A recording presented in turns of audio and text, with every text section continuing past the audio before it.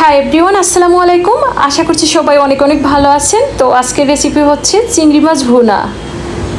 আশা করছি আজকের এই রেসিপিটি আপনাদের কাছে সহজ এবং সুন্দর লাগবে। ভালো লাগলে লাইক কমেন্ট শেয়ার করে সবাই আমাকে সাপোর্ট করবেন। আর আমার এই ভিডিওটি ইউটিউব থেকে দেখলে অবশ্যই আমার চ্যানেলটিকে সাবস্ক্রাইব করবেন। তাহলে আর বেশি কথা বাড়াচ্ছি না, চলুন দেখে নেই কী কী লাগছে চিংড়ি মাছ ভুনা করতে। চিংড়ি মাছ ভুনা করার জন্য প্রথমে চুলায় একটা প্যান বসিয়ে দিলাম, দিয়ে দিচ্ছি 1 টেবিল চামচ পরিমাণ তেল দিয়ে দিচ্ছি। এরপর অপেক্ষা করছি তেলটা গরম হওয়া পর্যন্ত। তেলটা যখন গরম হয়ে আসবে ঠিক সেই পর্যায়ে যে চিংড়ি মাছগুলো রেখেছি হাফ চা চামচ হলুদের গুঁড়া, হাফ চা চামচ মরিচের গুঁড়া এবং সামান্য একটু লবণ দিয়ে আমি এটা হাত দিয়ে ভালোভাবে মেখে নিচ্ছি।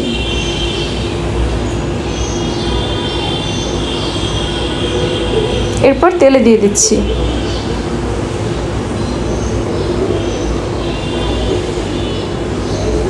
সবগুলো তেলে দেওয়ার পর 3 থেকে 4 মিনিট জাল করতে থাকবো।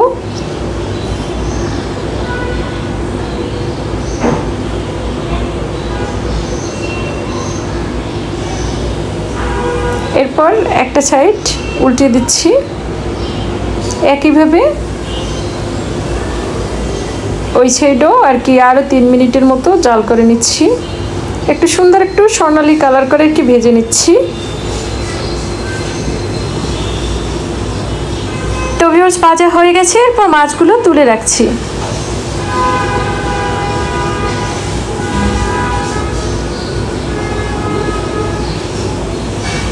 এরপর যে তেল আছে এর ভিতর দিয়ে দিচ্ছি পেঁয়াজ বাটা 1 টেবিল চামচ পরিমাণ, কিছু পেঁয়াজ কুচি দিয়ে দিচ্ছি। এরপর এটাকেও 1 থেকে 2 মিনিটের মতো খুব ভালোভাবে কষিয়ে নিচ্ছি।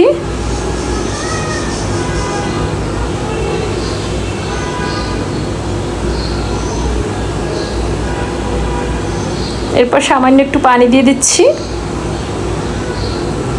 পানিটা দিয়ে মশলাটা আমি খুব ভালোভাবে কষিয়ে নিচ্ছি।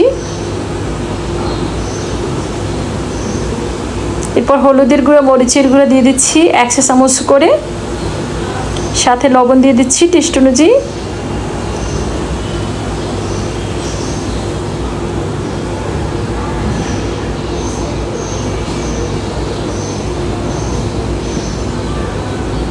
তো দেখতে পাচ্ছেন মশলাটা কিন্তু খুব ভালোভাবে কষানো হয়ে গেছে। আর সাথে আমি হাফ চা চামচের মতো জিরে গুঁড়ো দিয়ে দিচ্ছি, আপনারা না চাইলে নাও দিতে পারেন। মশলাটা কষানোর পরে পানি দিয়ে দিচ্ছি। পানিটা দিয়ে এরপর মাছগুলো দিয়ে দেব। তো মাছটা দিয়ে আমি মাখা মাখা ঝোল রাখবো, সেহেতু 7 থেকে 8 মিনিট হাই হিটে জাল করলে কিন্তু রান্নাটা হয়ে যাবে। তাহলে ফিরে আসছি 7 থেকে 8 মিনিট পর। আর সাথে আমি যে কিছু মুরগির আর কি চিংড়ির কিছু পা আছে, তো সেই পাটাও দিয়ে দিচ্ছি। তো ভিউয়ার্স, আমার রান্না একদমই শেষ পর্যায়ে। এই পর্যায়ে চুলাটা বন্ধ করে দিচ্ছি এবং ঠান্ডা করে উঠে একটু দেখাচ্ছি। তো আশা করছি আজকের এই চিংড়ি মাছ ভুনা রেসিপিটি ভালো লেগেছে। রেসিপিটি দেখার জন্য সবাইকে অসংখ্য অসংখ্য ধন্যবাদ।